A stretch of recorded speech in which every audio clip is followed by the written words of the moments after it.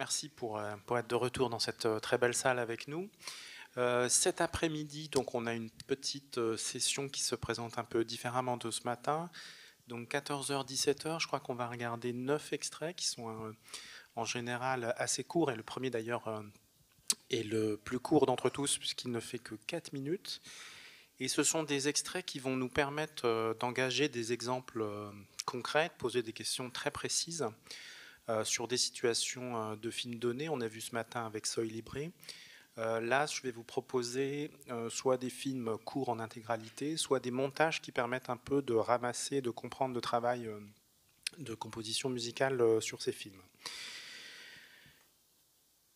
Donc après, on va présenter, je vais présenter très brièvement chaque extrait, et puis on aura un petit temps de parole, mais relativement court. J'essaierai de vous donner la parole en fonction du temps qui nous reste sur la session, sur la durée qui nous est proposée jusqu'à 17h.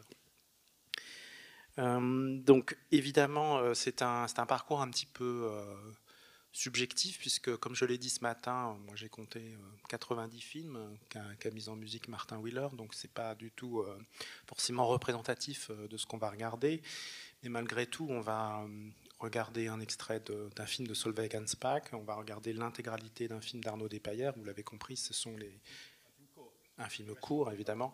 Vous l'avez compris, ce sont les deux auteurs avec lesquels Martin Wheeler entretient et a entretenu une relation très exclusive. Et on va découvrir aussi d'autres auteurs, et ce sera donc l'occasion de voir des situations musicales, on va appeler ça comme ça, très différentes. Alors on va commencer avec le film qui était proposé par le festival, qui est L'Instinct de conservation. Donc Pauline Horowitz, c'est un petit peu un ovni dans le cinéma français. C'est quelqu'un qui fait... alors c'est important de le préciser, qui est diplômé de l'École nationale des chartes. C'est peut-être là d'où vient son amour des inventaires, et on va voir un inventaire précisément. Et elle est aussi diplômée de l'École nationale des arts déco, qui est une section images qui produit des tas d'artistes très intéressants.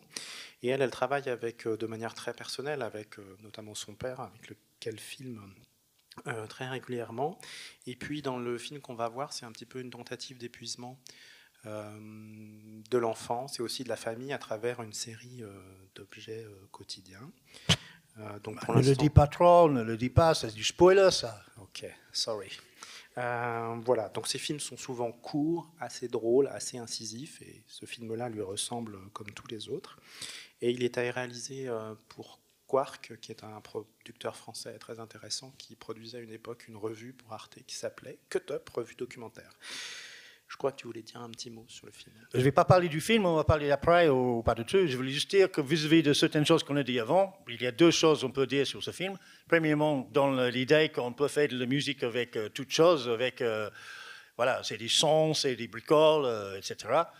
Et l'autre chose, c'est que, je ne sais pas si on a parlé de ça, mais c'est quelque chose que souvent on me demande, oui, vous faites la musique, ou vous faites le sound design, ou la création sonore, et moi je réponds toujours, bah oui, oui, oui. Et bon, je ne vois pas vraiment la frontière entre ces choses-là. Je fais de la composition, etc., etc. Et donc, vous allez me dire après si ça c'est de la musique ou c'est autre chose. Voilà. Voilà. C'est tout. Bonne projection. Merci.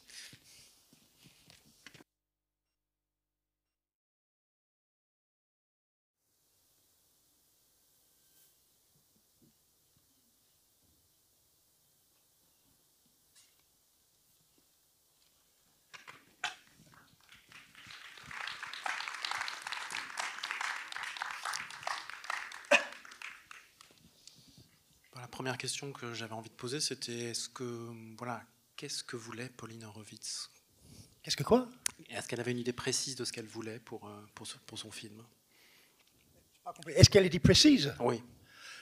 Oui, elle disait, là, tu vas mettre une petite boule, là, tu fais tic, tic, tic, tic, tic. Non, pas du tout.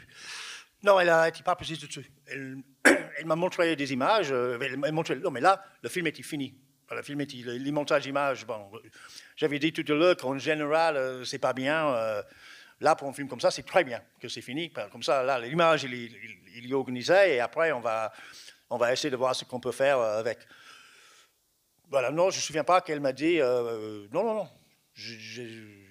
Non, elle m'a dit...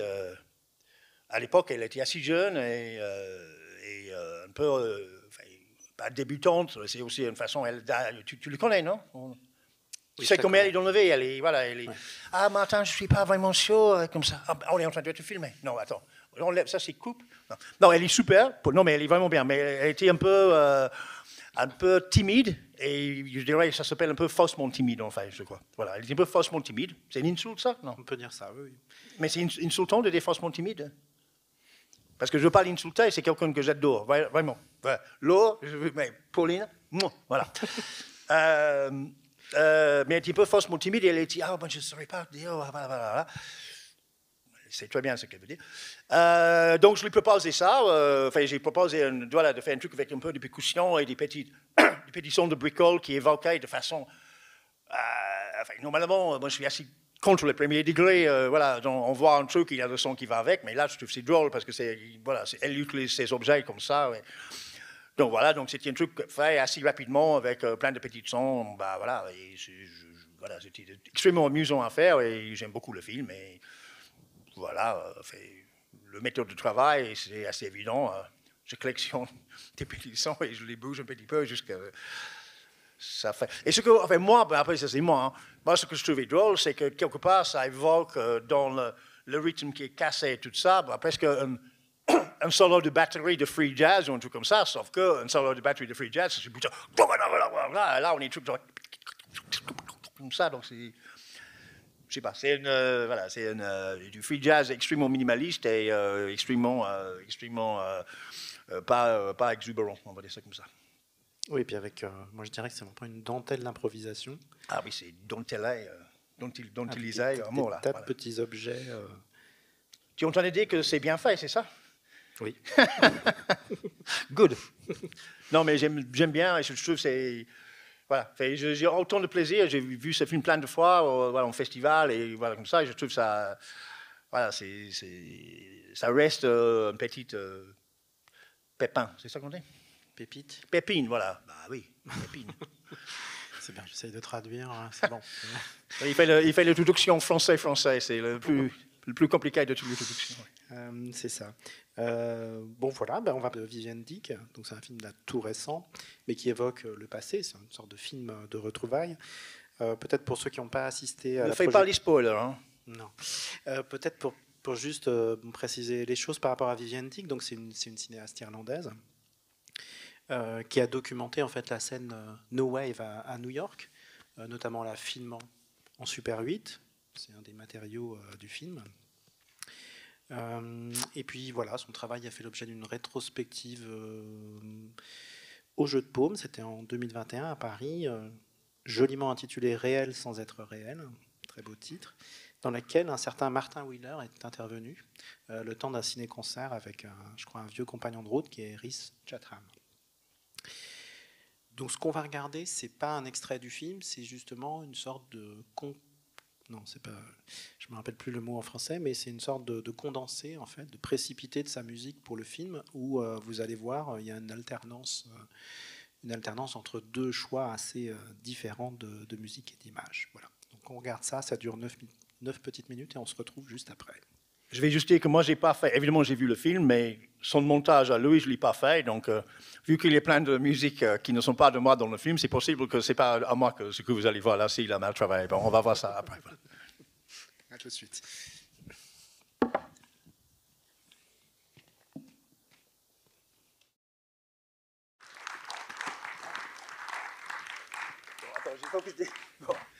Il faut que je dise quelque chose tout de suite. Bon, voilà. Alors? Alors, celui-là, il marche. Bah oui, mais tu vas me donner une chose. Bon, donc il n'a pas travaillé de tout bien, parce que comme vous pouvez assez évidemment comprendre, évidemment, il y a, comme vous avez, c'est un joli mix des choses, c'est plus représentatif du film comme ça, parce que c'est un joli mix de musique à moi et de musique qui ne sont pas à moi, bon bref.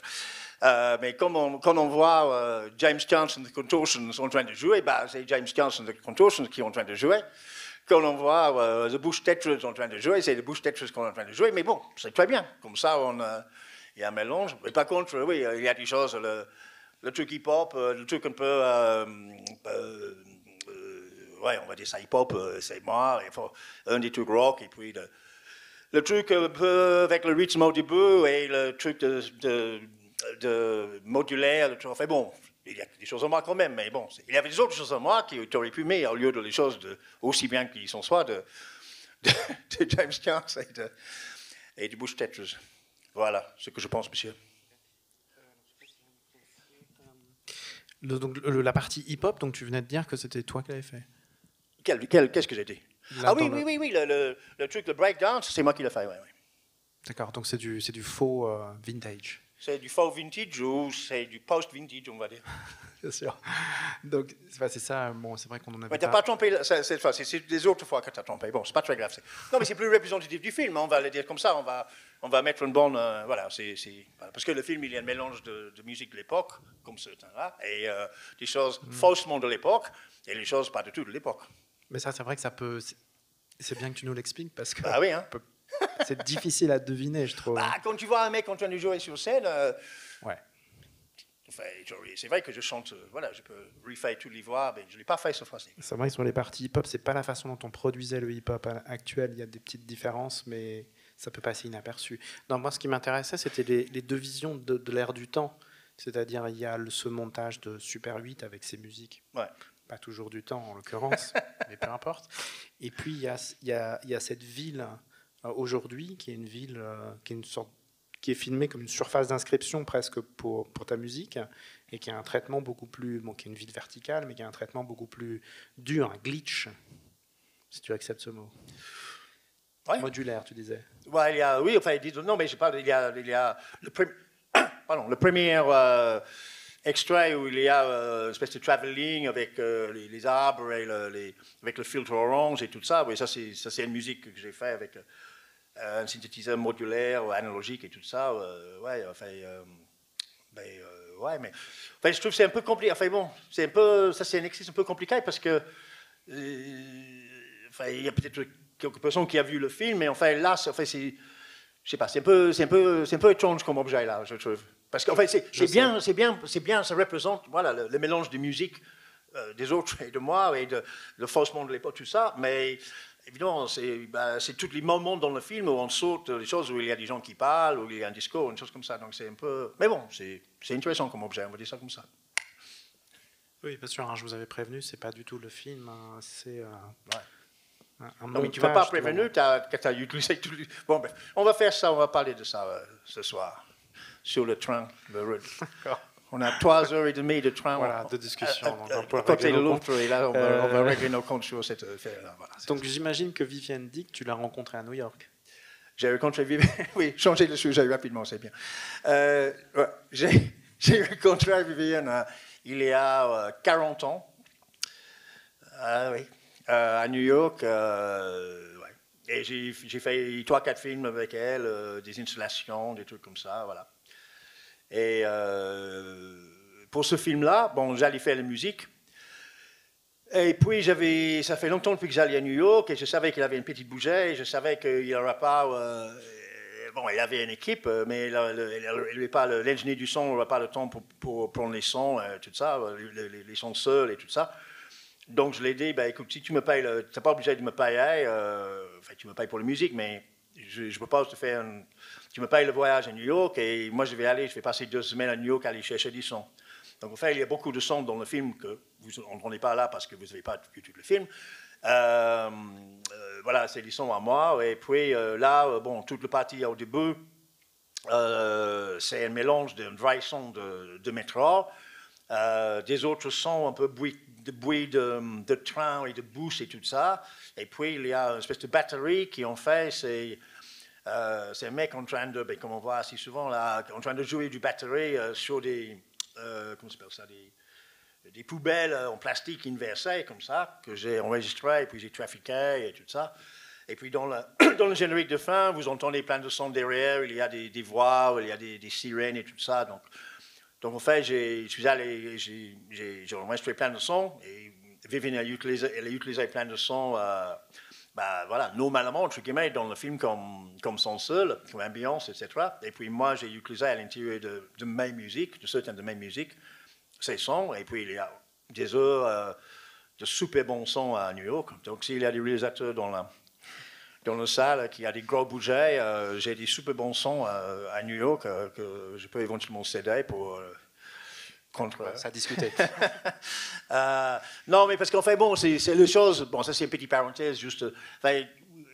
bon, New York, c'est une ville où, très franchement, si vous baladez à New York avec de quoi enregistrer, c'est dingue la quantité d'objets sonores intéressants.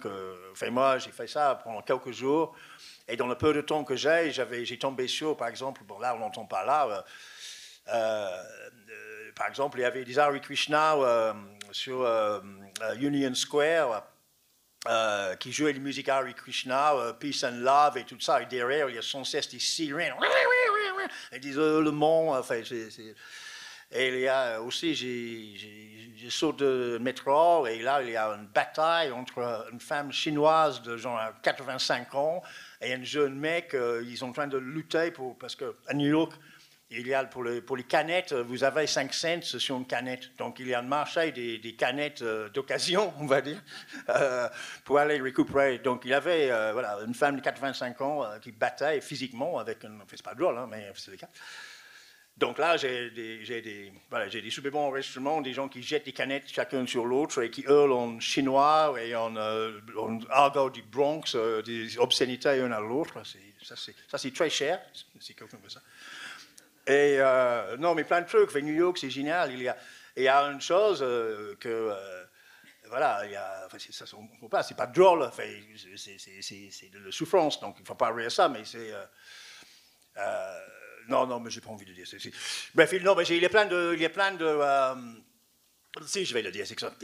Donc, j'arrive, je suis en train d'enregistrer, je pense que je suis en train d'enregistrer le métro, enfin, pour eux qui allaient à New York, le subway à New York, c'est bruyant, comme c'est hallucinant. On dirait qu'il y a des amplis là-dedans pour le faire encore plus bruyant, quoi. C'est vraiment... Et c'est un bouillon qui est souvent juste énervant, mais il y a plein de choses. Et justement, Union Square, j'ai fait de la recherche sur l'Internet, et c'est la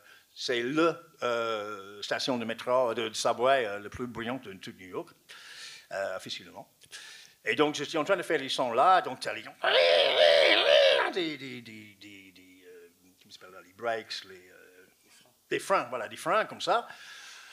Donc j'ai un travelling, il y a ça, et puis je pars dans les couloirs, et comme ça, et puis j'entends de loin, help me, et puis il y a un mec, c'est pas drôle du tout, sauf que c'est drôle dans ce contexte-là, mais il y a un mec qui est là tous les jours, et qui dit, help me, help me, help me, help me, help me, help me, mais sans cesse pendant des heures, quoi. Donc vous pouvez bouger dans tout le système, et vous avez des trucs réverbérants, c'est pas drôle parce que le mec il a apparemment besoin d'aide, quoi. Il est assez âgé et il est en train de demander de l'argent, mais c'est juste, normalement les gens qui veulent de l'argent ils disent genre, je sais pas, ils disent donnez-moi de l'argent sinon je vais vous braquer, ils disent pas just help me baby, c'est un truc bon, c'est un son assez intéressant, etc.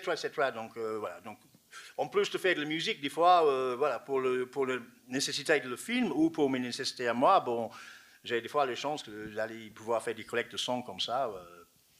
Quand tu fais ce genre de collecte, tu ne sais pas du tout à quel moment ça va servir dans le film. Ah oui, là, il y a une bonne chose aussi. Ah oui, non, pas du tout. Et en plus, les ingénieurs du son, et j'en connais des ingénieurs du son, et surtout des monteurs son, j'ai des très très bons amis et monteurs son. Il y a un très bon ami monteur son particulier, que je ne vais pas nommer, mais j'espère qu'elle va regarder ça. Comme par hasard. Comment? Je dis comme par hasard, tu peux pas le nommer. J'espère qu'elle va regarder ça, comme ça je peux lui dire à quel point elle avait tort. Je l'ai fait écouter certains de mes sons, toute fière, et elle dit, oui, mais maintenant c'est très bon, mais c'est inutilisable. Tu sais que c'est inutilisable, voilà, il n'y a pas un debout, il n'y a pas un... Je dis, c'est comme ça, voilà. Donc, il y a un de ces sons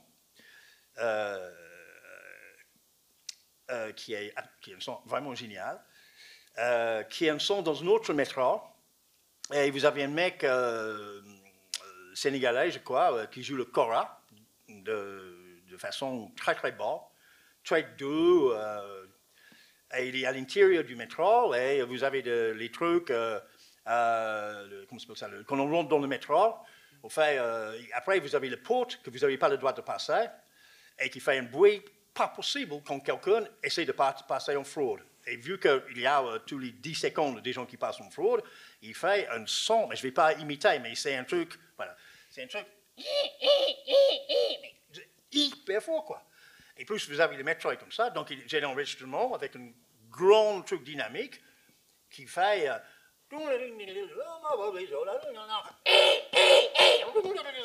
ce truc-là, je fais écouter ça à une très bonne copine. Elle m'a dit, mais maintenant, c'est inutilisable. Bon, le dernier film d'Arnaud Dupalier, il y a une séquence entière battue sur ce son. Voilà. Ça veut dire le seul son que vous entendez, c'est ça. Et voilà. Donc, inutilisable. Voilà. Donc, comme quoi, plein de choses inutilisables peuvent être pas simplement inutilisables, mais cruciales vers le monde du cinéma moderne. Voilà. Oui, donc en fait, vous avez tu as une banque de sons.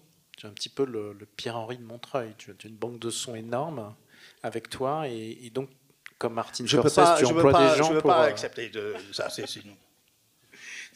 C'est comme Martin Scorsese, tu emploies des documentalistes pour savoir, ou Pierre-Henri qui avait des assistantes surtout. Exactement.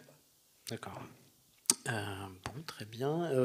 Est-ce que tu veux ajouter quelque chose d'autre sur... Très bien, j'ai complètement raté mon montage, voilà. Je vais probablement être viré, c'est la dernière fois que je travaille, on continue. Non, il est très bien, il a fait tout le reste super, vraiment. Bon, okay. Il y avait une ou deux choses. Bon, ouais, on n'a pas terminé encore. Ouais. Donc, on va passer à l'extrait suivant, si vous voulez bien.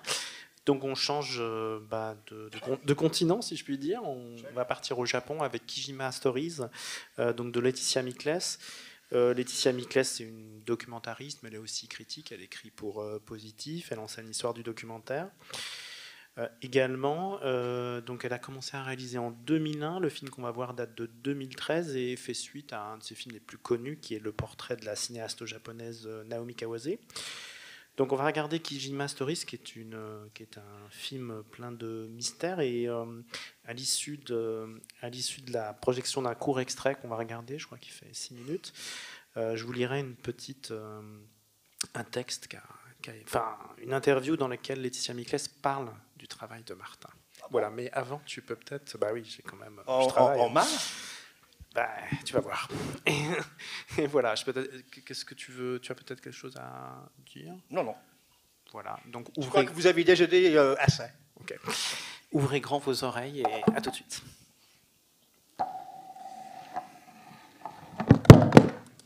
Enfin, monsieur...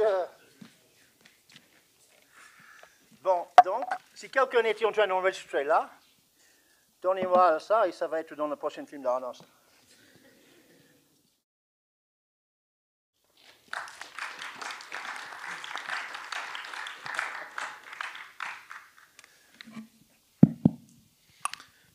Bon, si je laisse aussi les génériques, c'est pour faire entendre plus encore la musique et puis aussi voir la manière dont Martin Wheeler est crédité, parce que des fois, ça change un petit peu. Là, ici, c'est... Si mon nom est correctement épelé. Ouais, c'est ça, exactement. Donc là, en fait, tout simplement, c'était une interview à Bref, et Laetitia Mikles décrivait la musique du film. L'ambiance du film, volontairement très film noir, est assez surprenante pour un documentaire et doit beaucoup à la finesse de composition de Martin Wheeler. Il a su créer une musique qui joue sur la tension et le mystère avec une beauté déchirante. Pour moi, sa musique raconte ce qu'on cherche à atteindre et qu'on ne touchera jamais. Bon, mais c'est un peu embarrassant, non ? Enfin, je sais, alors je pose tout de suite la question. Donc, tension et mystère, c'était un petit peu la feuille de route sur la musique avec Laetitia ? Oui, et... oui, et... Enfin, bon, encore une fois, c'est un peu étrange, même si je comprends très bien. Là, je suis en train de critiquer cette fois-ci. Non, mais c'est très bien ce que tu as fait, le montage et tout ça, mais c'est un peu difficile. Enfin, bon, il faut peut-être dire 2 mots. Enfin, moi, je vais dire 2 mots sur le film. Enfin, ce qu'on aperçoit un petit peu dans cet extrait-là, quand il avait la femme qui parle, oui, s'il a fait ça, il était dans l'église et comme ça, ben, en fait, tout le temps, c'est ça. Donc, on parle de quelqu'un sans jamais le voir et on voit les petites peintures qui est fait par le frère de la réalisatrice. Et en fait, ça évoque une espèce de voyou et qu'on ne voit jamais. Et puis à la fin, on le voit, mais c'est pas clair si c'est lui ou c'est quelqu'un. Voilà. Donc l'idée, enfin bon, c'est ok. Donc qu'est-ce qu'on fait avec le bon son dans ce cas-là? Ça veut dire que si on commence à faire une musique qui est, enfin, il faut évoquer cette monde, le monde des films, des de sabre, des films de gangsters. Non, mais comment ça s'appelle, les Yakuza, des Yakuza. Voilà, il faut évoquer l'univers des films noirs et comme ça, tout en restant dans quelque chose qui est aussi mystérieux, en tout cas ambigu, qui est le film. Et là, enfin, dans certains autres films, par exemple le film de petit film le premier extrait, le premier film de Pauline, là j'ai fait tout. J'ai fait toute le musique / création sonore, c'est à moi. Là, c'est un bon exemple d'une bonne collaboration parce que même si toutes les choses que là qu'on a entendu, le parti musical et la grande plupart, même des sons un peu d'ambiance, c'est moi. Par exemple, dans le parti, on entend les coups. Enfin, il y a quand même l'univers de cet endroit où on casse les voitures. C'est le monteur son Roman Gimni. Il y a des sons de Roman quasiment tout le temps là, qui sont bien intégrés. Ça veut dire là, c'est un exemple de où je ne fais pas tout. Lui, il fait en plus, c'est un mec qui aussi est assez créateur sonore dans le cas. Donc, ça, d'ailleurs, à un moment donné, voilà, il fallait qu'on se parle calmement pour ne pas marcher sur le pied l'un sur l'autre. Et je crois à la fin, c'est assez bien. C'est bien. Ça marche bien ensemble, quoi, je veux dire. C'est clair. Bon, le mystère, tu l'as bien expliqué. La tension, donc, c'était comment. Enfin là, je trouve qu'on ressent bien la tension. Donc, c'est ces sons un peu inquiétants. Bah oui, peut-être. Filés, comme on dit. Ouais, enfin, oui. Enfin, je ne sais pas trop quoi dire. Enfin, disons, oui. Enfin, l'idée, c'est d'évoquer. Encore une fois, c'est d'évoquer sans trop voilà, de façon un peu ambiguë, un peu, bon, on est eux, qu'est-ce qui se passe, c'est comme ça. Effectivement, c'est exactement ce que tu dis, c'est un univers un peu de film noir, les Japonais, donc voilà, du tension, c'est un peu inquiétant, mais pourquoi c'est inquiétant? Enfin, c'est inquiétant parce que la musique et le son, il te dit que c'est inquiétant, et puis après, Les extraits de films qu'on entend dans la bande son, ça c'était ton idée ou c'était l'idée du monteur son? Les extraits, les dialogues de films qui sont sous-titrés alors qu'on les perçoit presque pas. Non, ça c'était pas. Enfin, oui et non. Ça veut dire il y a il y a à l'intérieur, je crois, c'est quand on voit la fenêtre, non. Là c'était. Ça c'était déjà là. Enfin, il avait l'idée de déjà là, mais après moi j'ai intégré ça avec Romain. Et après, dans le générique de fin, ça c'est moi qui ai pris un extrait d'une chanson. Et enfin, bon, là. Après, il y a toute une histoire. Bon, c'est peut-être pas très intéressant de rentrer là-dedans, mais juste. Enfin, soi-disant, on avait les droits d'une chanson à l'époque. Et je veux dire, soi-disant, on avait les droits. Et puis, après, on n'avait pas le droit. D'accord. Ok. Oui, ok. On demande des questions ou on ne donne pas les droits de... Est-ce qu'on a le droit de... Ou est-ce que toi, tu as un truc, il y a un truc de temps, c'est ça? Oui. On est en avance, on est en retard? Non, je pense qu'on est bien. Absolument juste? Je pense qu'on est bien, oui. On a 2 extraits un petit peu plus longs à venir, donc... Mais ok, moi je vais dire, s'il y a quelqu'un qui a une question très courte et très pertinente, pas des histoires, hein, je veux bien dire quelque chose éventuellement. Ouais, je passe le micro, évidemment. Mais s'il n'y a pas, ce sera pour plus tard. Il n'y a pas de pression. Non, parce que le truc, si on ne fait pas ça, si vous n'avez pas des questions, je ne sais pas quelles questions on peut avoir, c'est tellement limpide. Mais non, mais des trucs à dire, des choses comme ça. Mais parce que sinon, ce qu'on a dit entre nous, c'est que si on attend la fin, après, c'est un peu bizarre, 2 heures plus tard, ah oui, bon, donc si vous avez des choses à dire, voilà. It's now or never. Bon, ils n'ont rien à dire. Ok, pas de problème. Ils sont tellement subjugués par la beauté de... C'est quoi qu'elle a dit là? Tu peux le répéter, la chose? Non. Je peux relire, ouais, effectivement. Non. Mais on va passer donc, je vous propose à l'extrait suivant. Donc là, cette fois-ci, on va regarder le film en entier, tout simplement parce que c'est absolument impossible d'en prélever un morceau.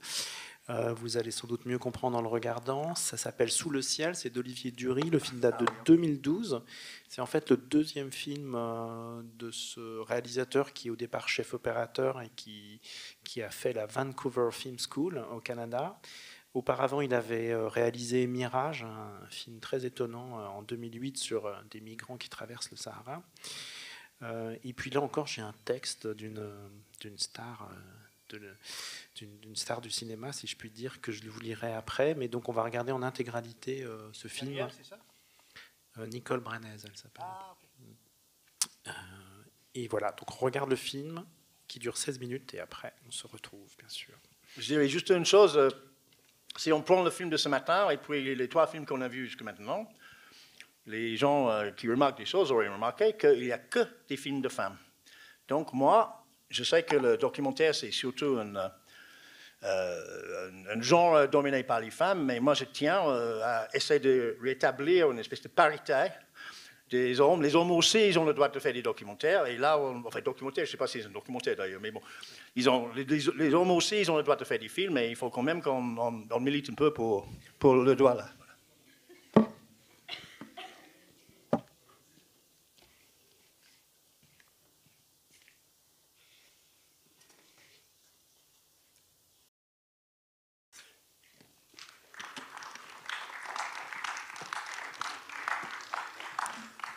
Bon, encore un film d'aventure avec plein de poursuites de voitures et Bien, on y vient. Alors, je ne sais pas si je vais lire en intégralité le texte de Nicole Brenez, donc, qui figure au générique d'ailleurs dans les remarques. C'est pas un truc où ça va être embarrassant et je vais me rougir, j'espère. Elle parle de film ou elle parle de musique? Alors, Si elle parle de film, ça serait intéressant. Parce que elle parle du film et aussi de la musique, okay. Évidemment. Alors, soit je lis une phrase où il est question de toi, soit je lis tout le texte, mais il est un petit peu long. On parle de moi. Juste la première phrase où il n'est pas question encore de toi. Sous le ciel d'Olivier Dury recueille avec un saisissant esprit d'exactitude les images et les sons de ce qui disparaît en accéléré sous nos yeux, l'eau, l'air, les espaces vierges. Mais sans catastrophisme, ni fureur, ni mélancolie, au plus loin des passions tristes. Au contraire, sous le ciel, déploie une ode à l'énergie de la nature, l'énergie de toute chose, de la plus volatile, une bulle à la plus minérale, une paroi rocheuse, l'énergie dans la diversité de ses formes, de la plus impalpable, lumière et souffle, à la plus spectaculaire, les torrents de feu, l'énergie dans ses états et textures si bien prolongés par la composition de Martin Wheeler, le cinétisme des vents bruissants, le ressort de l'équilibre, la puissance d'un monumental repos. Waouh! Alors, ce que manifestement Nicole Brenez, je ne sais pas si elle ignorait ça, c'est que, enfin, c'est ce que m'a dit Olivier Dury, c'est qu'il n'avait pas de son sur ces images au départ. Il avait des sons sur les images au départ, c'est-à-dire quand il a tourné ça, c'est tourné en Islande. Oui, il y avait des micros et des choses comme ça, mais il n'y a aucun son utilisé. C'est moi, ça, à part le cheval, qui est j'aime bien le bruiteur. Le bruiteur, il a fait ça. C'est pas contre le bruiteur, il a peut-être fait autre chose, mais je ne pense pas. Il a bien fait. Il a très bien fait, mais il a fait... Non, mais en fait, ce qui est intéressant pour... Non, en tout cas, il n'y a aucun son, il y a aucun son, réel, entre guillemets, c'est tout fabriqué, quoi. Et ce qui est intéressant pour moi, là-dedans, c'est que, bon, à part peut-être le fin, c'est pas très musical. Enfin, je ne sais pas s'il y a encore là le mec qui trouvait que le cinéma de nos jours, ça manquait un peu des... mélodies. un peu des mélodies. Et il a peut-être parti au milieu de ce film-là. Non, mais pour moi, c'est quelque chose, c'est intéressant. Ça a pris du temps, c'est bon. Mais j'adore ce film, hein, donc voilà, je suis très content d'avoir passé ce temps-là. Je l'aime vraiment beaucoup, beaucoup. Je ne suis pas trop sûr exactement qu'est-ce que ça veut dire, mais j'ai plus théories, mais je trouve ça vraiment très bon. Mais en fait, pour moi, c'était vraiment la possibilité de faire, parce qu'en fait, les sons qu'on entend, il y a beaucoup de synthé, il y a beaucoup de synthé analogique. Il y a beaucoup de sons qui ne sont absolument pas de tout ce qu'on voit, mais qui sont hyper filtrés. Il y a certains sons qui sont, enfin, ce n'est pas des directs, c'est des vrais sons de vent, mais où les cascades et tout ça, il y a là-dedans, il y a du bruit blanc, il y a plein de choses, il y a aussi un peu de vraies cascades, mais il y a couche après couche, non pas couche, couche après couche, très filtré. Et, enfin, par exemple, les choses où il y a les petites boules, ou les choses où il y a ça fait bloup, bloup, bloup, bloup. Ça, je crois que j'ai passé 6 mois sur chaque bloup. Hein. C'est vraiment, non, j'exagère 10% là peut-être. Mais c'est, non, mais pour moi c'est un peu comme faire de la musique électroacoustique ou pas vraiment la musique concrète, mais oui comme ça. Sauf que c'est aussi hyper synchro à l'image. Ça veut dire que c'est deux choses qui sont normalement pas ensemble. Ça veut dire que c'est vraiment une construction de musique un peu bruitiste, un peu voilà, une musique enfin, pour moi, c'est la musique. Je comprends très bien. Des gens ne considèrent pas ça de la musique. C'est des histoires de mort. Ça ne me gêne pas. Si on appelle ça du création sonore, je m'en fous, quoi. Mais en tout cas, c'est une construction sonore très... Enfin, c'est pas pour moi des très travaillés, mais très travaillés, ça passait vraiment du temps là-dessus. C'est assez... voilà, on va jusqu'au bout de quelque chose qui pour moi est, voilà, c'est une forme de musique électroacoustique ou je ne sais pas quoi, et comme ça. Sauf que, voilà, c'est hyper synchro à l'image, quoi. C'est un truc comme ça. Donc c'est un exercice que je trouvais vraiment super intéressant à faire et qui était extrêmement compliqué, en partie parce que j'espère qu'il va voir ça, mon ami Olivier Dury, voilà. Lui, waouh, quoi. C'est un mec hyper pointilleux, à son grand honneur, et on a passé un temps absolument fou sur deux choses principales. Un, c'est qu'on voudrait, enfin lui voudrait, c'est son film, il voudrait que c'était musical, mais dès que ça devenait musical, c'était trop musical. Et je ne dis pas ça contre lui, moi je comprends très bien. Donc en fait, il y a plein d'endroits où on entend, enfin, par exemple, toutes les choses sur les glaces, là, les enfin, bon, il y a des trucs, on a passé des heures et des heures de faire que quand ça devient trop musical, ah oui, ça devient, ben, je suis complètement d'accord avec lui, hein, je ne suis pas en train de, ça devient un clip, quoi. Parce que voilà, c'est quand même des jolies images, et certaines sont vraiment très jolies. Donc les jolies images plus la musique, bah, ça devient un clip. Bon, on ne va pas dire que c'est un film de tourisme, mais bon, enfin, on peut... Non, mais bon, après on peut voir. Pour moi, c'est mon interprétation personnelle, mais justement, le film, je crois, délibérément ambigu. Pour moi, c'est presque le contraire de ce qu'elle dit. Pour moi, c'est la création du monde, quoi. Pour moi, c'est la création du monde, et après, on a plein de minéraux, et après, on a un très bon représentant des mammifères. Qui, je trouve, est vraiment... comme souvent dans les films, on dit que les animaux, ils prennent la vedette. Je trouve qu'il est super. C'est vraiment très bien. Oui, enfin bon, comment on va dire, c'est pas vraiment... Je ne suis pas sûr que je peux vraiment expliquer ce que je ressens dans ce...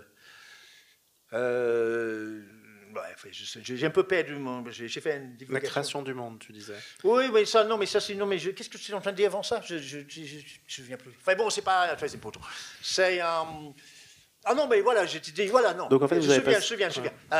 Non, mais voilà, ça veut dire l'idée, c'était que c'était musical dans le sens de c'est la composition et créer un truc qui a une structure qui est musicale.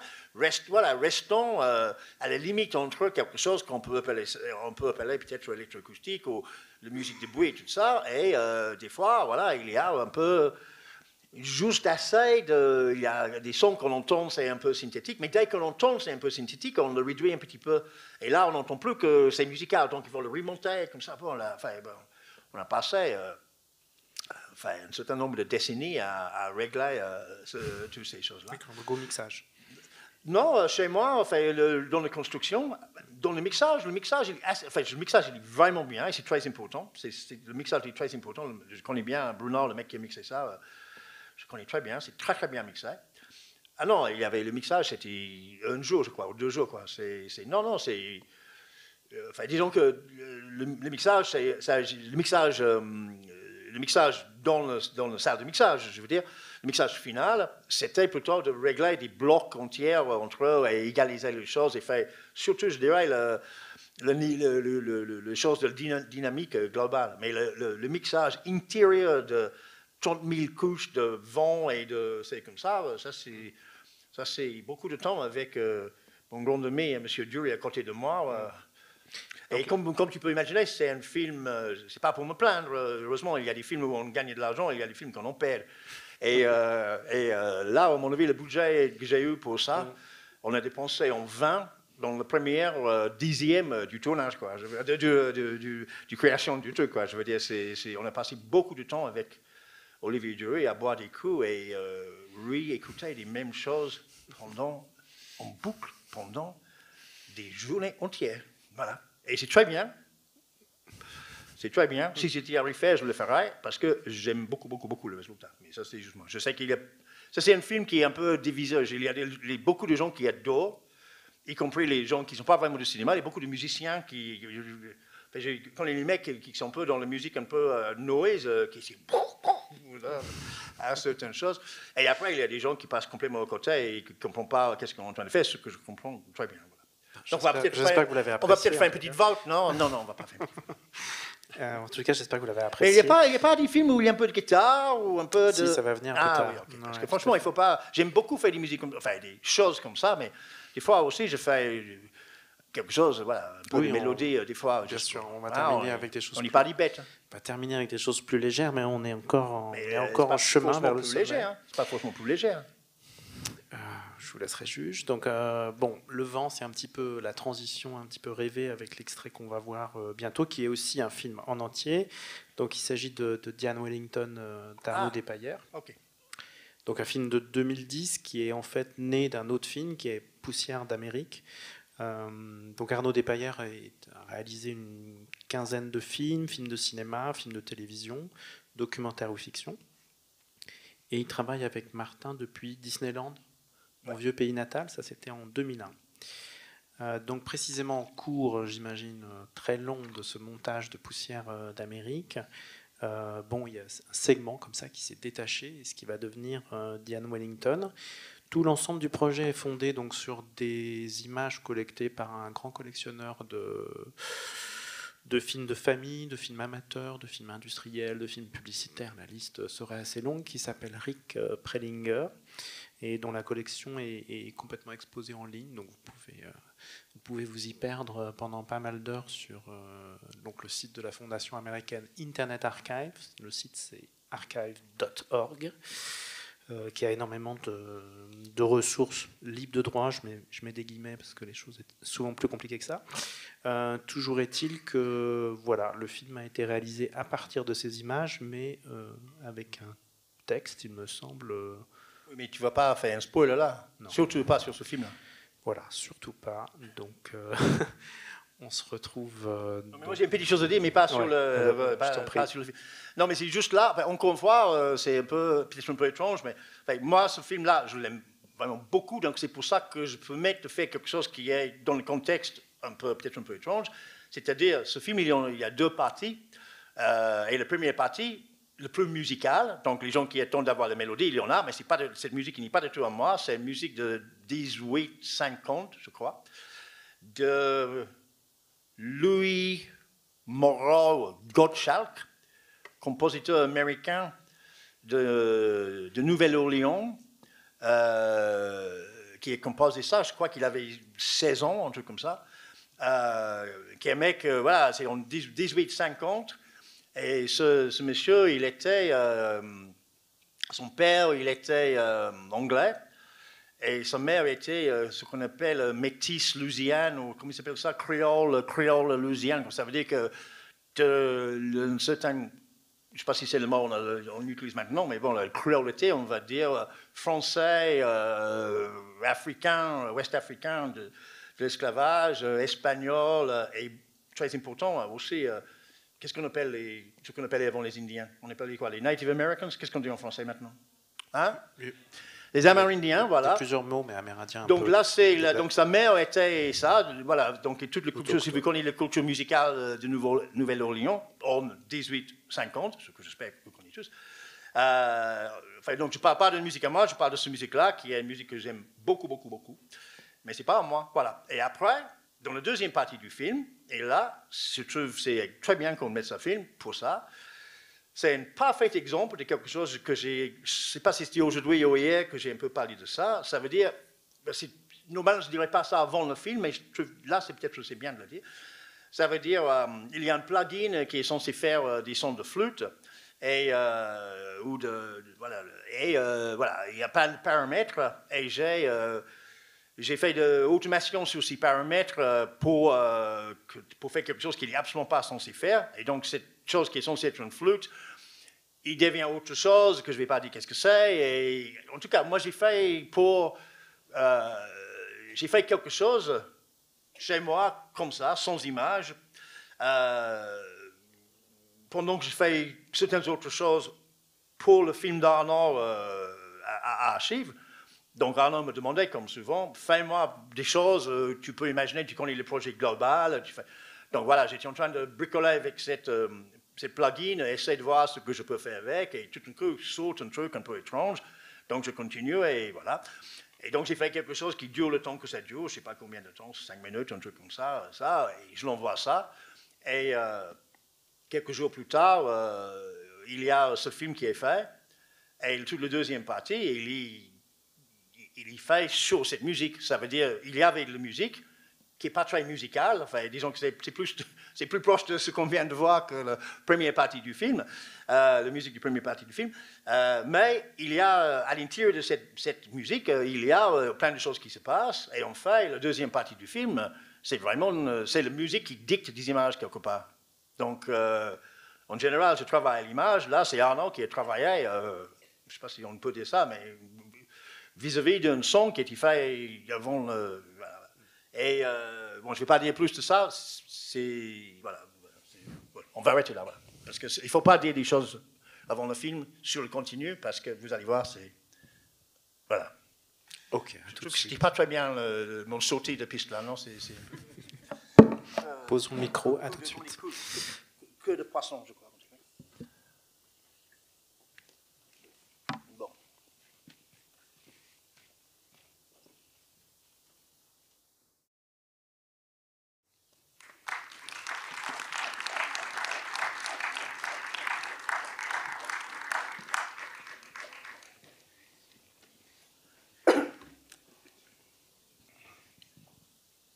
Alors j'ai oublié de préciser peut-être tout à l'heure que le projet d'Arnaud Despaillats, c'est de faire en quelque sorte un portrait de l'Amérique avec ces images là, et c'est la dimension du paysage qu'on voit à la fin du film est à ce titre très importante.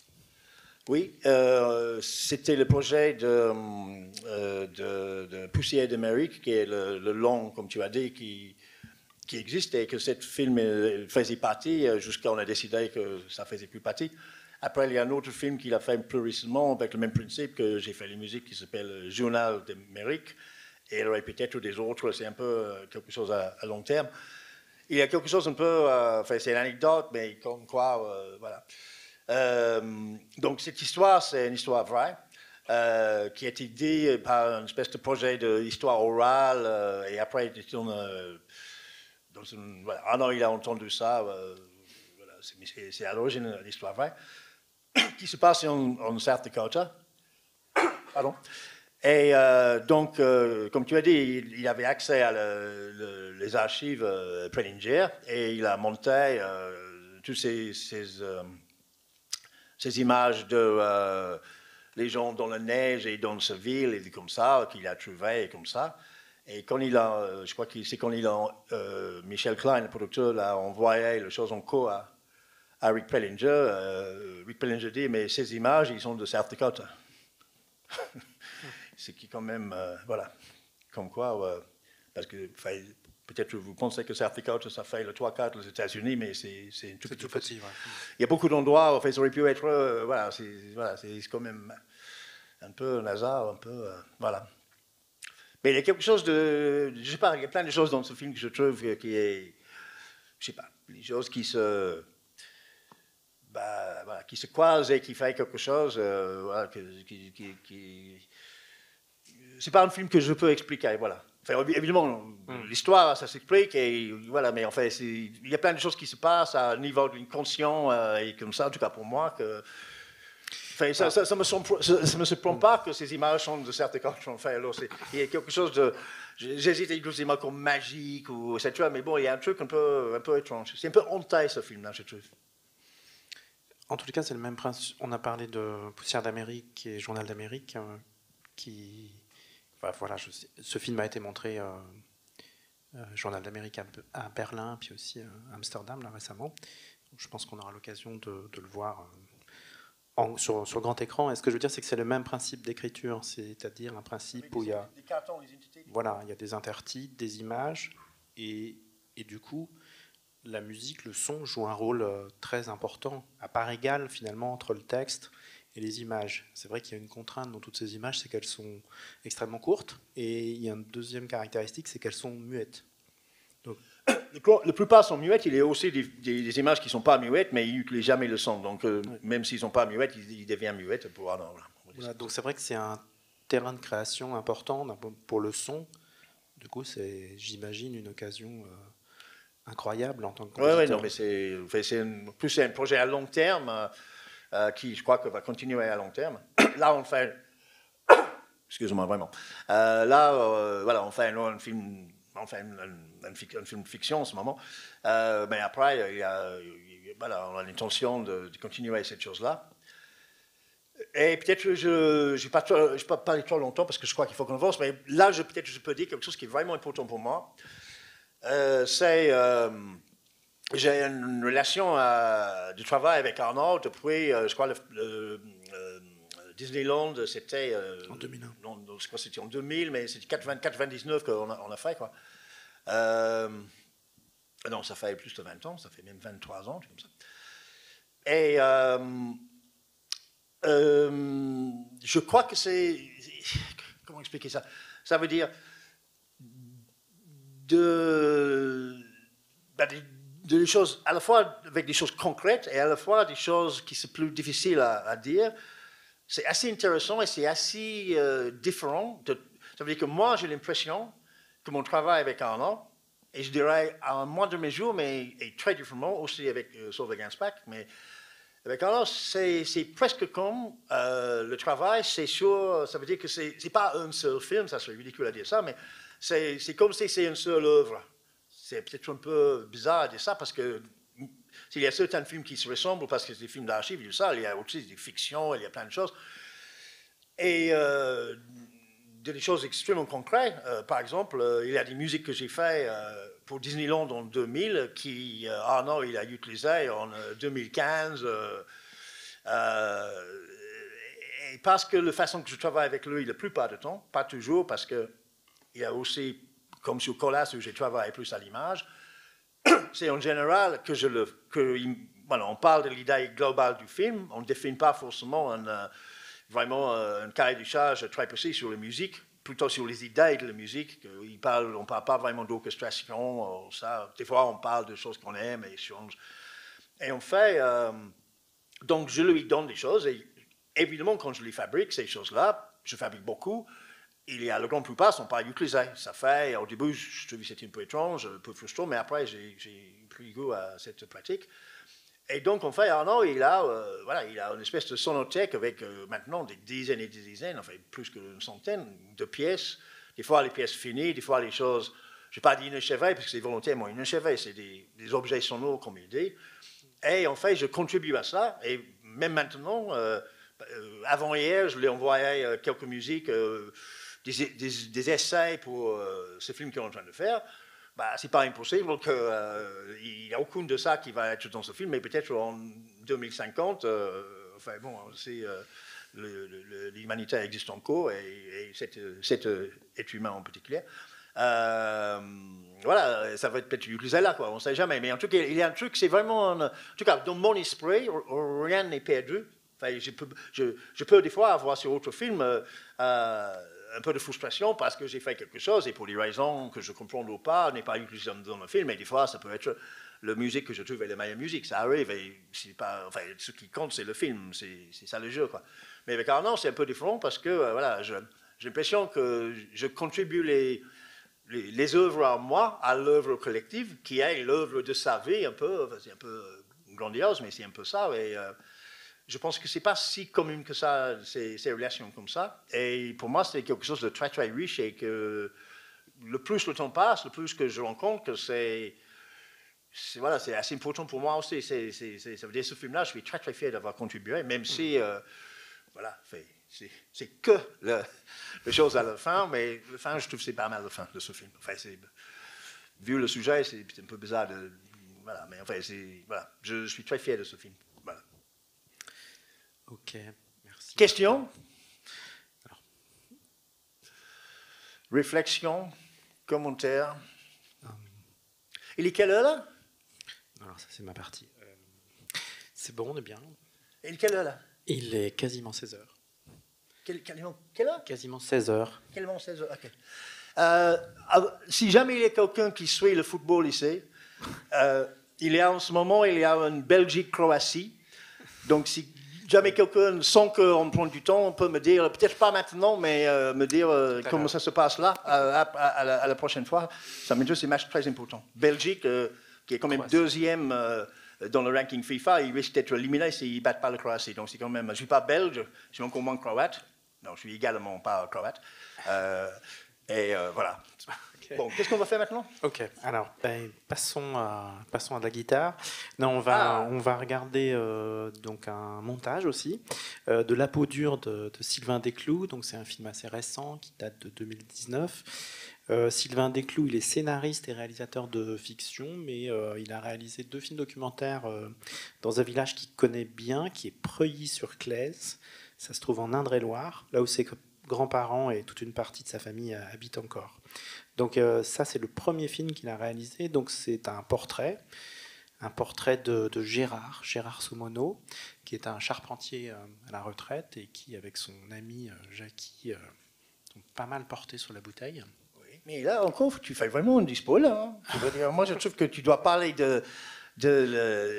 voilà, ça tu peux dire après quoi. Je veux dire après. Okay. Maintenant, il sait qu'on va voir un mec alcoolique, donc ça enlève toute le joie de voir ce mec hautement alcoolique avec son... Surtout qu'on va pas le voir alcoolique, on va le voir justement dans sa relation de liberté qu'il a avec son véhicule. Très bien. Voilà, donc on se retrouve tout de suite. Merci.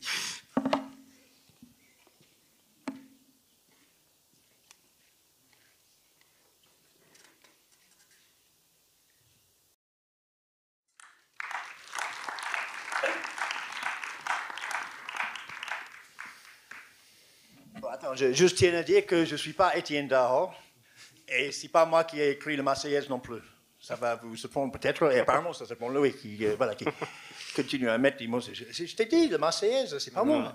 D'accord, c'est Rouget. Mais non, évidemment, je voulais te poser la question de savoir si tu avais fait la... Je ne savais pas que tu avais composé pour Étienne Daho, mais...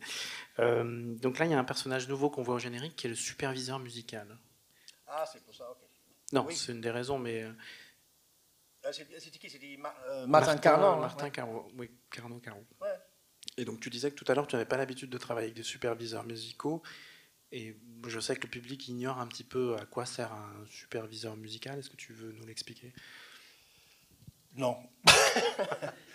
Non, je ne sais pas moi qui va le dire. Bon, sur ce film-là, enfin, c'est drôle, parce que, enfin, c'est pas drôle, mais Martin, non, c'est Carnot, non? C'est Carnot? Enfin, bon, en tout cas, ce mec... sur le film d'Arnaud que je suis en train de travailler en ce moment, là il travaille là-dessus parce qu'il y a beaucoup de musique de l'époque que je n'ai pas fait. Voilà. Donc je suis en contact avec lui en ce moment, mais je ne savais même pas qu'il était sur ce film. Donc lui, il n'a fait rien de tout avec moi. À mon avis, il est là parce que peut-être c'est lui qui a négocié les droits. Qui a négocié les droits de le truc de Daho, et il y a une autre musique à un moment donné comme ça. Des superviseurs musicaux, j'ai pas trop. Enfin, bon, comme j'ai dit tout à l'heure, enfin bon, il y a plein de situations où c'est très bien d'avoir des superviseurs musicaux et qu'ils sont absolument nécessaires et j'ai rien contre eux de tout. Sûrement pas Louis qui, voilà, chaque fois que j'ai eu contact avec Louis, c'était très bien.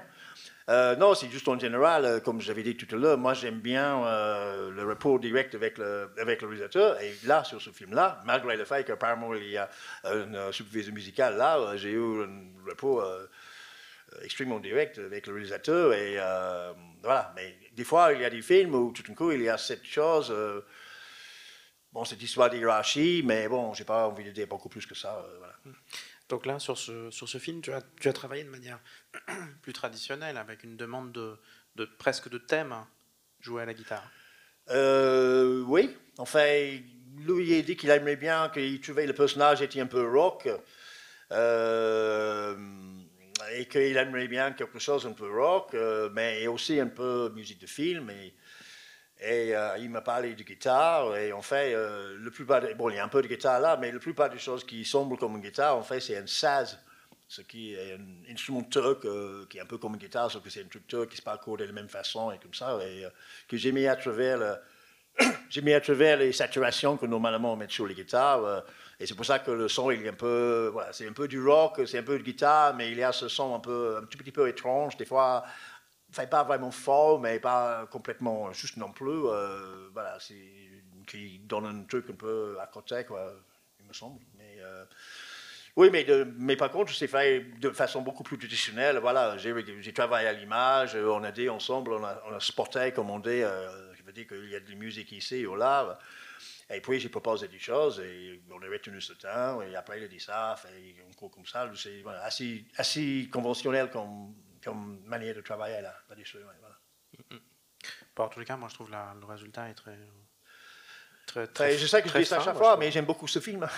Mais en fait, j'ai le grande chance, non, mais c'est vrai, j'ai le grande chance, comme j'ai dit tout à l'heure, en général, les gens qui viennent me chercher, ils ont suffisamment fou de faire des films un peu fous et des films que j'aime. Non, mais j'aime beaucoup ce film, je te dis. Assez... Là, encore une fois, bon, mais ça, j'arrête de te charrier, c'est pas. C'est normal, c'est impossible de donner. Mais là, on le voit, effectivement, on le voit beaucoup sur son mobilette et on voit beaucoup picler. Bon, c'est vrai qu'il y a très, très peu de plans dans le film où il n'est pas en train de boire un coup, ça c'est vrai. Mais non, mais il y a autre chose. C'est un film très humain et je trouve qu'il est très attachant, ce monsieur. Hein, Oui, complètement. Il y a beaucoup de tendresse et je trouve que dans la musique, ça c'est quelque chose qui passe aussi beaucoup.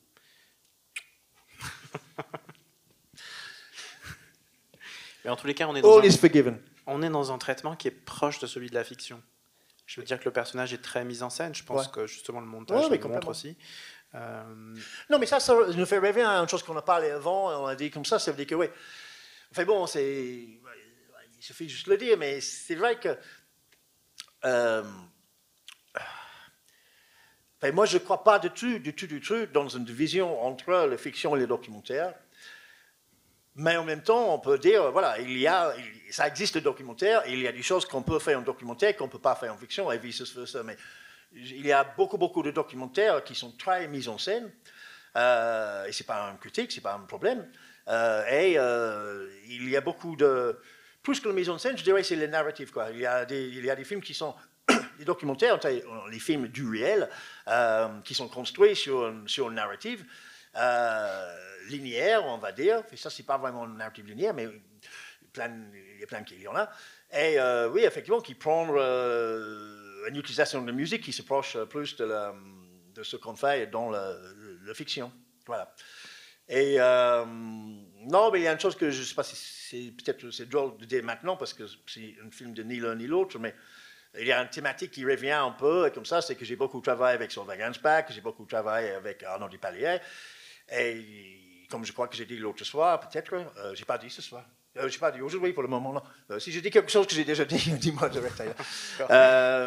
Non, c'est que c'est ce qui est un peu, pas étrange, mais c'est un peu particulier, c'est que ces deux cinéastes avec qui j'ai travaillé beaucoup, quand même, ils font un cinéma extrêmement différent l'un de l'autre. C'est presque à des antipodes.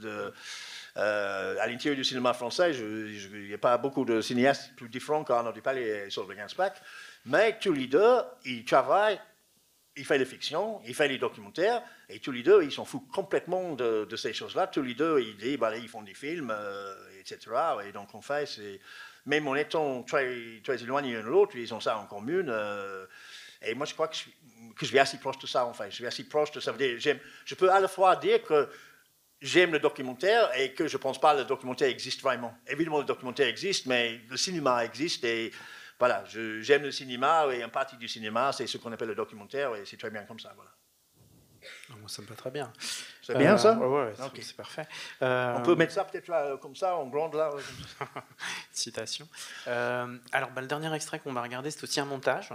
Donc, c'est un montage fait à partir de L'effet aquatique, qui est le film posthume de Solveig Ansbach. Alors, moi, ce que j'aime... Oui. Qui est qui est une fiction. Oui. Et qui, pour une fois, il y a une fiction assez fiction. Alors que beaucoup de films de Solveig, des films, des documentaires, sont assez mis en scène. Et il y a beaucoup de réel dans beaucoup de ces fictions. Je ne sais pas quel extrait tu as. Il est un peu là-dedans, mais peut-être pas autant que certains d'autres de ces films. Mais moi, je dirais que des films de Solveig, c'est des très bons exemples de l'interpénétration entre ces deux choses-là, parce que il y a beaucoup de, même dans ces fictions, il y a quand même beaucoup de gens qui jouent leur propre rôle, et il y a beaucoup de ses amis, ses voisins, etc., etc. Bon, je ne sais pas quel extrait là, peut-être je ne sais pas. Voilà. Et bon, je ne sais pas quel extrait tu as pris, j'espère qu'il y a au moins une partie que j'ai fait les musiques. Il y a oui, pas que les Marseillaises et Etienne fucking Dahol, voilà, que j'aime beaucoup, évidemment. Non, là, je pense que tu as fait toutes les musiques. Ouais, j'espère, parce que franchement... Et voilà, non, il y a un truc très particulier. Là, j'arrête de faire le clown là comme ça parce que voilà, Solveig, c'était, enfin bon, bref, c'était quelqu'un d'extrêmement important pour moi et qui me manque vraiment beaucoup. Et ce film-là, il est très particulier parce que elle est morte.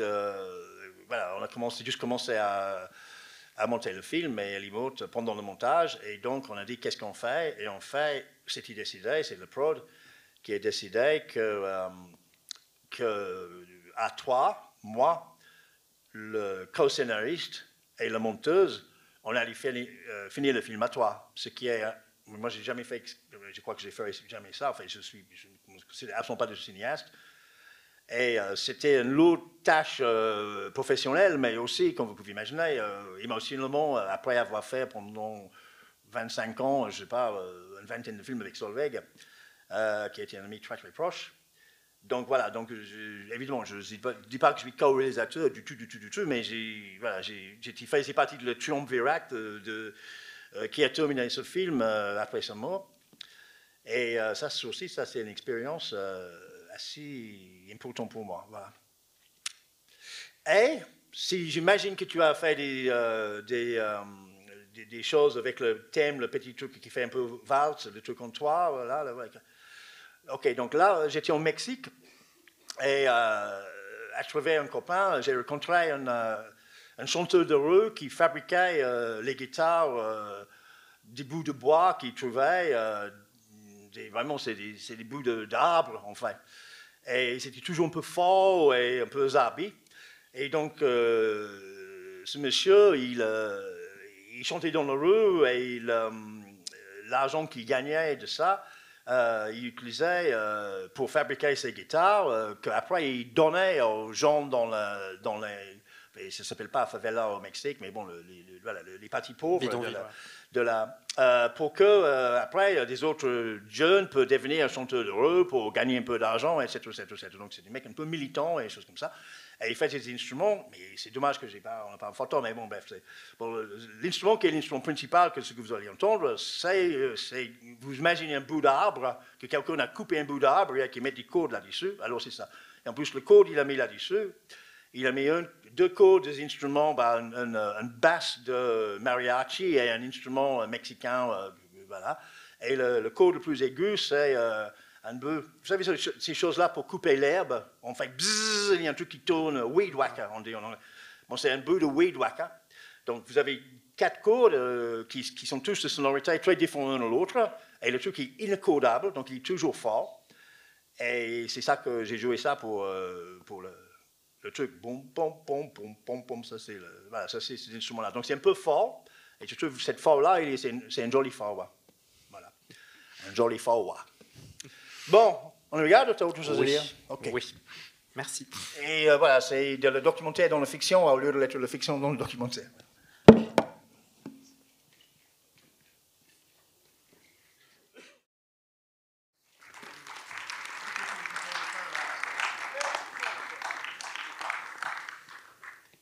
Bon. Mais pour une fois, toutes les musiques étaient à moi, voilà. Même le premier truc au bar, voilà, où je chante mal. La musique de jukebox. La musique du jukebox, oui. Regarde, il y a belle et bégonne. Pardon. Oui. Non, non, mais j'avais quelques commentaires, mais peut-être, je sais pas, qu'est-ce que tu Oh veux... non, mais enfin, moi, c'est. Bon, j'espère que le montage t'as pas trop gêné, c'est vrai que... Non, mais non, évidemment, bah, il faut voir le film. Je crois qu'on comprend un peu que c'est une histoire d'amour, voilà, qui termine bien, quoi. Enfin, bon, bref.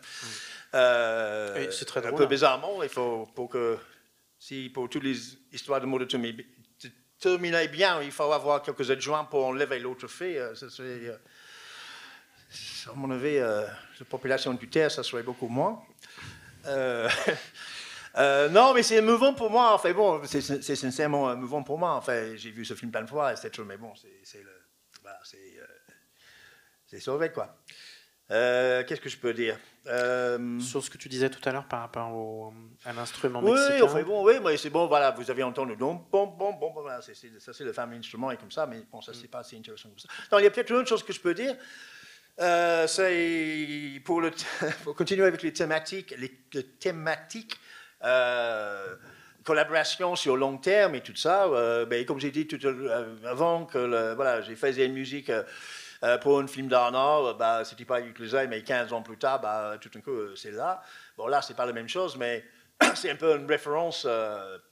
C'est-à-dire, ce film, c'est le dernier d'une espèce de trilogie que Solveig appelait la trilogie Fauchet. Qui a des choses un peu entre Montreux et l'Islande. Et donc le premier de cette trilogie qui s'appelle Baksun, dans la scène là où on est dans la voiture, et il y a le truc un peu dub, un peu reggae dub comme ça.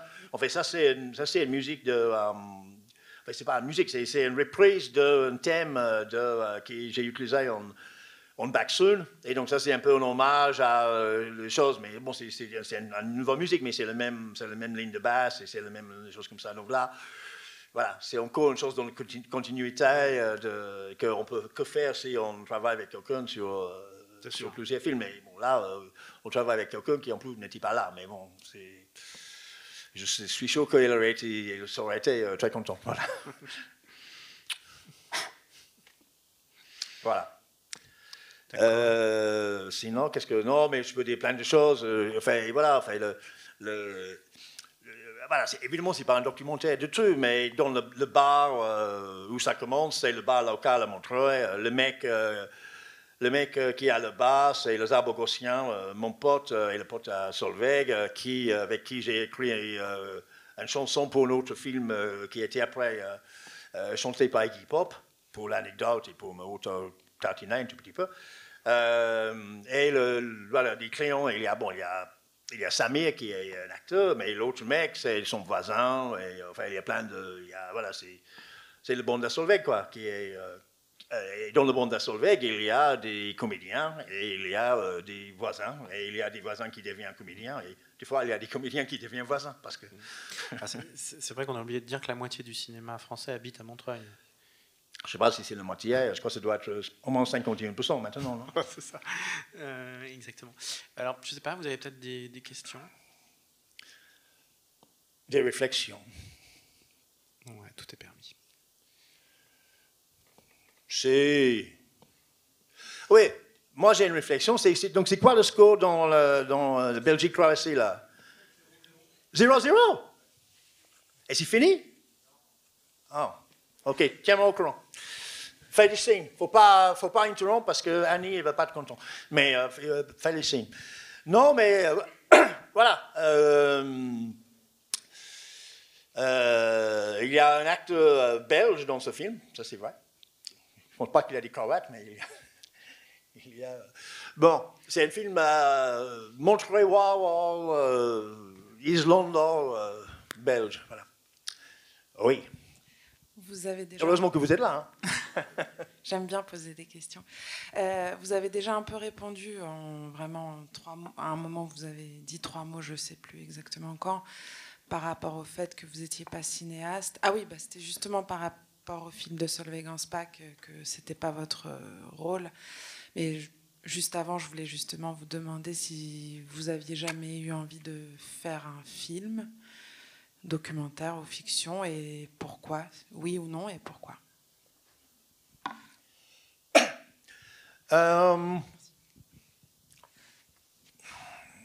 Envie, c'est un drôle de mot, envie.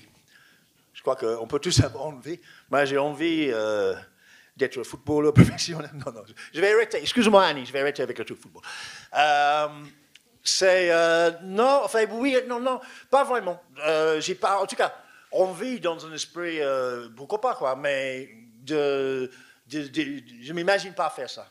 Par contre, je peux m'imaginer plus tard, peut-être, enfin, je suis un peu photographe et je suis un peu, bon, je prends, quand je voyage, je fais des petits clips et des choses comme ça. Et je dirais, je peux éventuellement imaginer faire quelque chose qui serait plus proche d'une espèce de choses plus proches de la vidéo art ou l'art contemporain comme ça. Enfin, pour le vrai, j'ai jamais montré ça, mais il y a quelques petites choses que j'ai fait que je trouve sont pas mal, mais c'est un peu pour m'amuser comme ça, mais non, mais oui, enfin bon, je dirais pas non, mais je pense pas que enfin, j'ai pas vraiment l'envie ni le, enfin, moi j'aime bien travailler avec les autres gens, mais j'aime pas trop les diriger et bon, on dirige pas vraiment. Je ne sais pas, je m'imagine assez mal à la tête d'une entreprise de cet ordre-là. Donc si je fais un film, il faut que je peux le faire toute seule. Et il y a des films qu'on peut faire toute seule, mais peut-être un de ces beaux jours. Peut-être un de ces beaux jours, je vais faire une collection de toutes mes petites conneries que j'ai faites sur voilà, mes petits vidéoclips. Et voilà, ça serait un Kickstarter que vous pouvez contribuer à la sortie de ce... Non, non, non. Non. Oui, encore. Vous avez dit au début que, donc, vous avez dit plutôt que vous étiez autodidacte, que vous n'aviez pas commencé par une école de musique ou quoi que ce soit, mais vous avez appris la musique après, je veux dire, vous savez écrire des partitions ou vous travaillez, comme vous avez dit que vous travaillez beaucoup avec des bouts de sons déjà fabriqués, des bouts de musique, est-ce qu'au final vous connaissez la musique ou pas, enfin, Bah, j'ai l'impression de connaître la musique, mais le solfège, je le connais un tout petit peu, mais non, honnêtement, enfin, est-ce que si quelqu'un me met un flingue à la tête, est-ce que je peux écrire la musique? Probablement, mais probablement, je serais tué en tout cas parce que je ferais une erreur, probablement. Donc, je crois que c'est plus honnête de dire non. Enfin, une partition, je peux le lire, genre, OK, A, B, C, là, mais non, voilà, je sais comment ça marche, le solfège, mais je ne veux pas ni écrire ni le lire comme beaucoup de gens qui se considèrent comme des musiciens, quoi. Mais, enfin, il y a plein de gens comme ça. Hein. Enfin, bien avant l'informatique, il y avait plein de gens comme ça, et avec l'informatique, encore plus, parce qu'avec l'informatique, on peut composer avec un solfège qui est un autre solfège, qui est le MIDI. Le MIDI, c'est des notes qu'on bouge sur quelque chose de virtuel, ça pas force.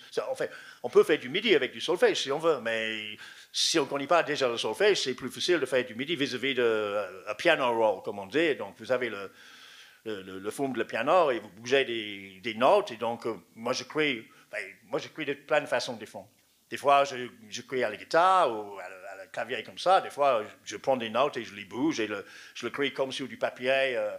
Exactement comme quelqu'un qui écrit comme ça une partition, sauf que c'est avec du MIDI direct, et puis après, soit je reste en MIDI pour certaines choses, soit je le fais jouer par moi-même ou quelqu'un d'autre. Donc en fait, ce n'est pas vraiment une histoire de connaître la musique ou pas, même si honnêtement, je connais beaucoup moins de théorie. La plupart des compositeurs, ils peuvent faire une analyse harmonique de quelque chose beaucoup mieux que moi je peux faire, mais j'entends les choses, mais je ne connais pas toujours le nom de ça, comme ça, c'est un peu... Mais voilà. Bonjour. Bonjour. Et merci, c'est assez intéressant. Et quand on voit quelqu'un original et qui sort des cases. C'est moi l'original? Bah oui. Ah oui, ok. Ouais. Et je trouve assez sympa. Assez? Assez sympa. Ok. Si vous voulez que je vous fasse les jeux de mots et que vous pouvez l'attraper comme les balles, comme vous attrapez les notes avec les bruitages, il n'y a pas de souci. Ok. Une chose, c'est ce que je voulais vous demander, vu que vous ne travaillez pas avec la matière directe ou qu'on peut la toucher, ça veut dire vous stockez votre matière. quand vous prenez les bruits, quand vous se promenez dans la ville, ou quand vous dites, quand il y a un bruit qui vous intéresse, vous le captez. Quand vous le captez, vous le mettez quelque part. Est-ce que ce stockage, que vous le mettez comme une forme de bibliothèque, est-ce qu'il est venu assez grand aujourd'hui et vous se trouvez dans cette labyrinthe ou... Mais enfin bon, ce que vous décrivez fait une partie de ma travail. Je ne dirais pas que je fais... Enfin, je peux stocker des sons comme je peux les... Ça veut dire qu'il y a des films qu'on a vus là où je joue les guitares, où je joue enfin, comme j'ai dit, c'est plutôt le 16. Mais là, c'est joué en temps réel, quoi. C'est pas stocké plus que... Enfin, c'est enregistré. Après, des fois, enfin, comme tout le monde, quand on fabrique une chose en multipiste, comme on dit, bah voilà, je joue un truc de guitare et puis je joue une autre chose là-dessus, un peu comme tout le monde, comme The Rolling Stones, comme les compositeurs normaux qui ne sont pas assez originaux. Mais oui, enfin, si je fais une collecte de sons dans la rue, ce que je ne fais pas, c'est pas comme si je balade tout le temps. Normalement, je vais quelque part spécifiquement pour faire ça, comme j'ai dit à New York, mais chez moi, c'est vrai que si j'entends un son, ben voilà, je risque de l'enregistrer et tout ça. Mais je ne suis pas sûr. Mais après, enfin, si je suis en train de travailler avec un synthé, voilà, une guitare ou un synthé, comme ça, j'enregistre plein de choses et plein de ces choses-là ne sont pas utilisées tout de suite. Donc, c'est la question, est-ce que j'ai une énorme sonothèque des sons de toutes sortes? La réponse est absolument oui. J'ai probablement assez de sons. Mais je continue à les fabriquer et de les collectionner et de les transformer. Mais je ne veux pas non plus dans l'impression que voilà, enfin, je fais ça. Il y a plein de musiques qui sont faites comme ça, mais il y a plein de musiques qui sont faites avec, voilà, avec des outils de musique électronique d'aujourd'hui, ou les outils de musique un peu savante de ICAM et compagnie, comme il y a ce temps où je joue un tronc d'arbre avec des cordes, ou une guitare, ou un saz, ou un violon, ou un violoncelle, mal, mais etc. Donc, voilà, j'ai une pratique instrumentale, certes limitée, mais qui est, en plus de, voilà, je ne fais pas uniquement le collecte de son, qui est une profession tout à fait honorable, mais voilà. Encore une autre question. Est-ce que là, vous avez fait quand même la musique sur les images ou sur le réalisateur de films? Est-ce qu'un jour, vous pensez qu'à travers d'une création musicale, qu'un réalisateur il peut s'adapter toute la musique à vous, quoi? Est-ce que c'est un rêve? Je ne crois pas que... Comment ça, est-ce qu'il peut... Je ne comprends pas la question, en fait. J'ai dit que vous, jusqu'à maintenant, vous avez fait la musique sur le réalisateur de film. Ça veut dire que c'est un qui vient vous demander la partition avec les bruitages ou avec les petits morceaux que vous faites en côté musical. Est-ce qu'une création de votre part, comme une forme poétique, avec la musique, il peut être un réalisateur d'ailleurs qui peut adapter l'image à votre création musicale? Bah, c'est précisément ce qui s'est passé dans la deuxième partie. Oui, je l'ai vu, mais ça peut être bien intéressant que tout le film. Oui, enfin, oui. Ça veut dire que je fais une pièce de 1h30 et après, oui, pourquoi pas. Enfin, je ne suis pas contre, mais oui, oh, bah, ça peut être intéressant, oui, c'est vrai. Enfin, le plus proche que j'ai jamais fait une seule chose, mais il y a des films d'Arnaud, Arnaud Despaliers, où il y a quand même pas mal de... C'est jamais tout le film il fait sur la musique comme ça, mais il y a pas mal de ces films, et pas uniquement les films à base d'archives, des fictions aussi, où il y a des choses qui sont vraiment faites sur la musique. Mais ça serait une séquence là et une séquence là, ça fait partie de les choses qu'on peut faire, c'est partie de l'arsenal de possibilités qu'on a. Il n'y a pas un film entier, mais non, mais oui, c'est... Après, c'est un peu long, mais disons, après, il y a les questions de narrative, ou est-ce que c'est un film narratif, et qu'est-ce que ça veut dire, est-ce que la musique, il faut... il y a plein de gens qui ont fait, il y a plein de musiciens qui font surtout de la musique, pas la musique pour le film, mais la musique des disques et tout ça, et qui a fait des choses un peu longues, et puis après a commandé un clip musical un peu long, un peu... Ça existe. Hein, mais non, moi, j'ai pas fait ça. Mais C'est bonjour, peut-être.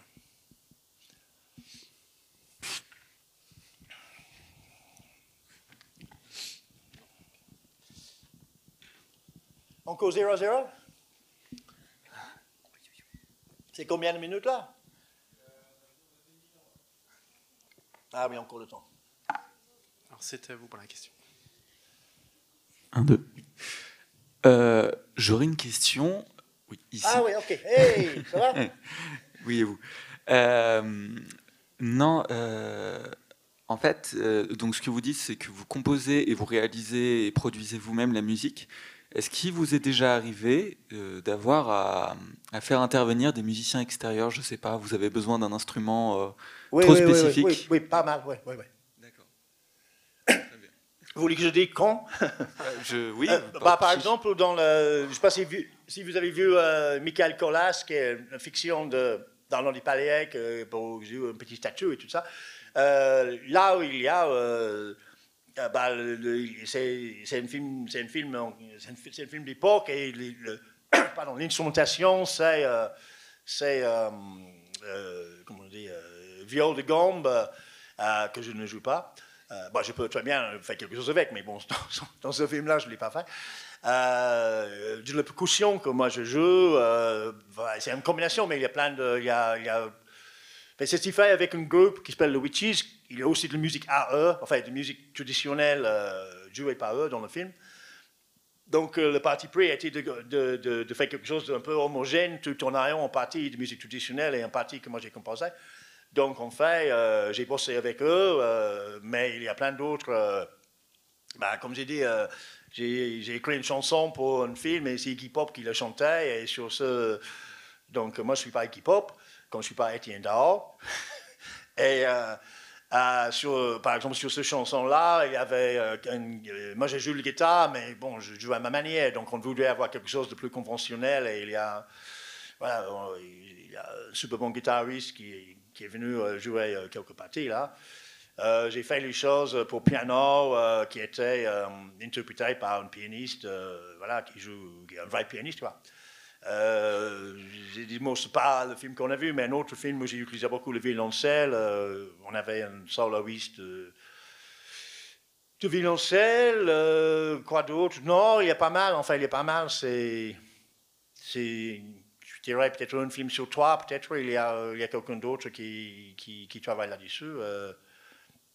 Mais j'ai jamais fait un film, j'ai jamais écrit une partition pour orchestre et puis aller à Prague, comme on fait avec un orchestre, etc. Donc, j'aimerais bien faire ça au moins une fois. Donc, s'il y a des réalisateurs qui veulent une musique un peu étrange, qu'on va avoir du mal à convaincre l'orchestre à jouer, mais on peut tenter cette expérience. C'est bonjour, ça se fait bien. Voilà. J'ai fait pas mal de choses avec des orchestres virtuels, faits avec du brick et du broc, mais ça c'est autre chose. Et les choses de piano, parce qu'on a parlé du piano tout à l'heure, enfin, comme dans beaucoup de choses, j'ai fait un certain nombre de choses de piano, et voilà, certaines de ces choses de piano sont jouées par moi, certaines de ces choses de piano sont jouées par des vrais pianistes. Et certains, c'est vraiment de l'informatique. Et là, ça me donne une excuse pour parler d'une autre chose que j'aime beaucoup et qu'on n'a pas eu le temps pour montrer ce soir. Mais si ça vous intéresse, vous trouvez ça sur le net. C'était une commande de l'Opéra de Paris, qui est un petit film réalisé en cours par M. Arnaud Dupalier himself, sur Degas, Edgar Degas. Ça s'appelle Degas et moi. C'est un court film. Et là, ayons dit plusieurs fois à quel point avec Arnaud, extrêmement souvent, à le contraire de la plupart des gens, moi je lui donne un objet sonore qu'il utilise et il adapte en fonction de ça, et des fois, comme dans le film qu'on a vu là, c'est plutôt le musique il est là, et il conditionne quelque part l'image. Là, dans Degas et moi, c'est un film où il y a beaucoup de danse, des gens qui dansent. Donc normalement, on danse sur une musique, mais là, on n'a pas dansé sur une musique, ils ont dansé. En plus, il y a des moments accélérés et des moments ralentis. Donc vous avez toute une chose avec beaucoup de danse. Et moi, j'ai fait quelque chose, enfin, c'est à base de concerto de piano de Schubert, mais que j'ai un peu remanié. Et surtout fait pour que ça semble aussi danse sur ça. Donc, en fait, là, c'était moi qui, pas simplement travaille à l'image, qui fait les accélérando et les ritando et tout ça pour pousser. Enfin, bon, c'était toute une histoire. Et là, c'est un très joli film. Bon, la musique, c'est à Schubert, donc voilà. Enfin, bon, c'est un peu revu par moi, mais donc, c'est pas pour moi, c'est pas encore un truc d'auto-tatinage, mais c'est un très joli film. Et vous trouvez ça sur le site de l'Opéra de Paris, ça s'appelle Degas et moi, d'Arnaud Despaliers. Voilà. J'ai encore une question. Super. Heureusement que vous êtes là. Juste par rapport un peu par rapport au côté financier, c'est-à-dire est-ce que déjà est-ce qu'il y a parfois des réalisateurs ou des projets qui doivent renoncer à la musique parce que ils vous ont contacté ou ils contactent d'autres compositeurs parce qu'ils veulent avoir de la musique, mais au final ils n'ont pas l'aide, la subvention, des choses comme ça. Et puis d'un autre côté, est-ce que on peut vivre en tant que compositeur de films de son travail, même, je veux dire, en étant jeune et peut-être en ayant moins de demandes que vous. Et aussi en France, par rapport à d'autres pays, est-ce qu'en France, on est mieux loti ou moins bien loti que, je ne sais pas, vous connaissez peut-être un peu non pas le marché, je ne sais pas comment appeler ça, de la composition de films, voilà, entre la France et ailleurs. Je ne sais pas si on est mieux. Enfin, disons que je crois qu'il y a des films qui sont financés en France, qui ne seraient peut-être pas financés dans les autres pays. Donc, il y a des films qui existent en France qui n'existeraient pas ailleurs. Et parce que le film existe, il a besoin de musique, donc il faut qu'il y ait de musique. Donc, je crois qu'en quelque sorte, il est peut-être mieux loti en France que dans certains autres pays, en général. Mais en même temps, si je vais répondre honnêtement, surtout si on fait beaucoup de documentaires, c'est très très difficile, quoi. Je vous dis franchement, les budgets de musique pour le documentaire, honnêtement, je ne vois pas vraiment comment on peut vivre de ça, sauf si on ne passe pas beaucoup de temps là-dessus. Ça veut dire que si vous faites des documentaires un peu de ce qu'on appelle, avec un peu de mépris, le flou, voilà, juste comme ça, et vous faites des trucs en 2-3 jours, mais comme vous avez vu, beaucoup de ces projets-là, ça peut beaucoup de temps, et c'est sûr et certain qu'on ne peut pas... voilà, enfin, moi je passe en général, enfin il y a des exceptions, mais je dirais que normalement je passe plus de temps que sur des documentaires, enfin, même si je me paye le minimum, je passe plus de temps. À la limite, je dirais jamais ça, mais presque je subventionne le documentaire avec mon temps que je peux faire parce que des fois, je gagne un peu plus d'argent sur le long-métrage fiction, mais vu que même les longs-métrages fiction que je fais, il y a relativement peu d'Astérix et compagnie là-dedans, c'est pas non plus simple, hein, c'est pas...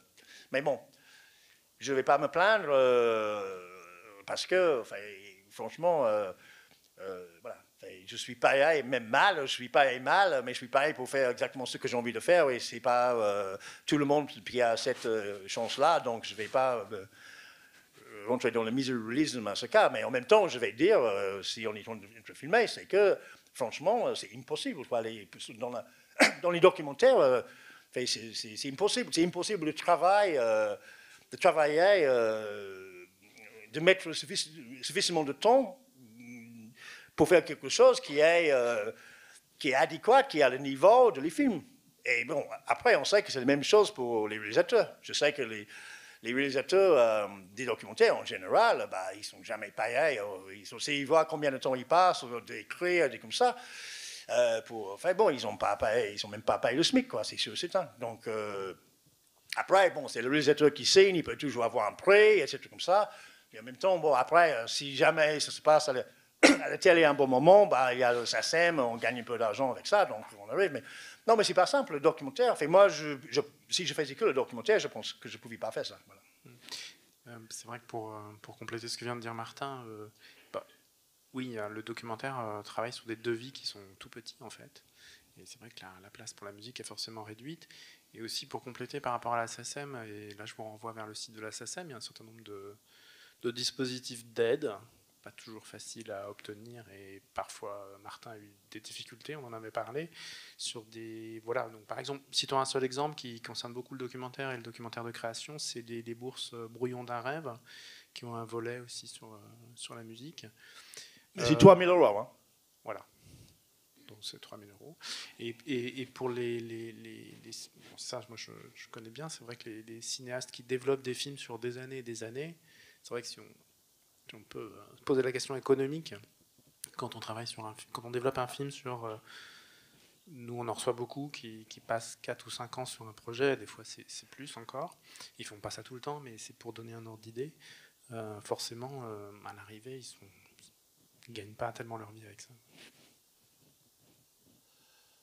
Oui, mais on ne va pas terminer sur une triste histoire Oui, c'est vrai. du capitalisme, C'est vrai, on va prendre une du light dernière capitalisme question, en mais très déclin. vite. Parlons des choses plus joyeuses, ou moins joyeux, mais pas ça. Pas ça.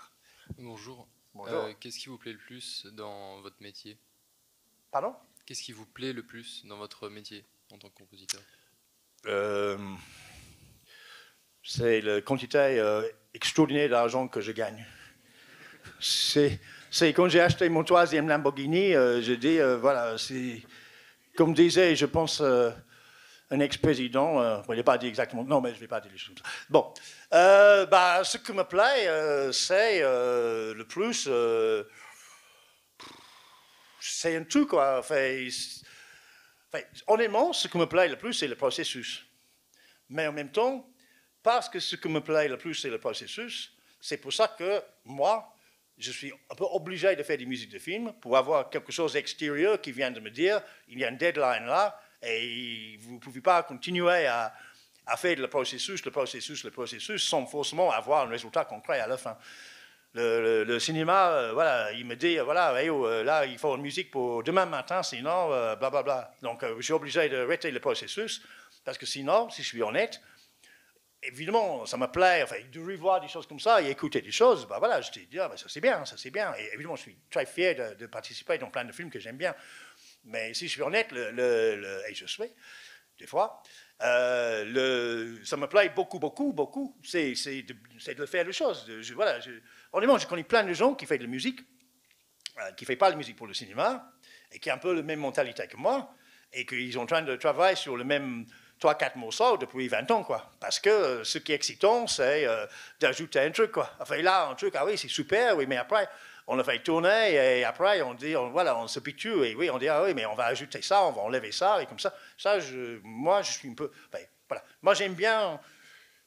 Voilà, j'aime plus commencer des choses, et je crois que je suis loin d'être le seul dans ce cas-là.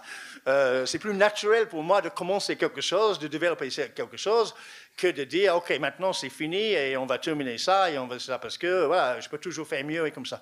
Donc pour moi, personnellement, avec mon côté un peu enfant, voilà, pas très sérieux, il faut quelque chose de l'extérieur qui vient pour dire, voilà ça, il faut un morceau pour ça, un autre pour ça, un autre pour ça. Mais ce n'est pas vraiment une réponse à la question. Honnêtement, tout ce qui me plaît, c'est passer des nuits toute seule devant mon ordi, comme ça me plaît. Ce qui me plaît, c'est échanger avec des autres musiciens. Ce qui me plaît, c'est envoyer une dizaine de morceaux à un réalisateur. Je vais encore une fois dire, par exemple, Arnaud Dupalier. Et je dis, voilà, là, il y a 10 morceaux. OK, il y a 2 qui sont mortels, il y a 8 qui sont un peu merdiques, il y a un en particulier, est-ce que je l'envoie ou pas? Et de recevoir un Arnaud super excité qui me dit, mais c'est de la merde, surtout ces 2-là, mais ce truc-là, celle-là que je n'allais pas l'envoyer, ça c'est un chef-d'œuvre absolu, t'es un génie, voilà, t'es un génie qui fait beaucoup de merde, mais t'es un génie... Voilà, ça me plaît pas mal, c'est un peu étrange, mais ça se passe souvent comme ça. Et après, voilà, il y a un côté social, même s'il y a beaucoup de temps seul, voilà, devant l'OD, en train de trouver des choses, un peu stressé. Ah, je sens qu'on va être obligé d'arrêter là. Il y a la police qui arrive là, voilà. Mais ça me plaît aussi d'avoir, c'est pas ça que je fais ça, je ne fais pas ça pour ça, mais ça me plaît aussi d'avoir un film en compétition à Venise et d'aller à une fête et de revenir avec une bouteille de vodka dans la main, dans un vaporetto à 3 heures du matin en train de faire yeah! Ça, c'est pas mal non plus, quoi. C'est un truc, quoi. Voilà. Voilà.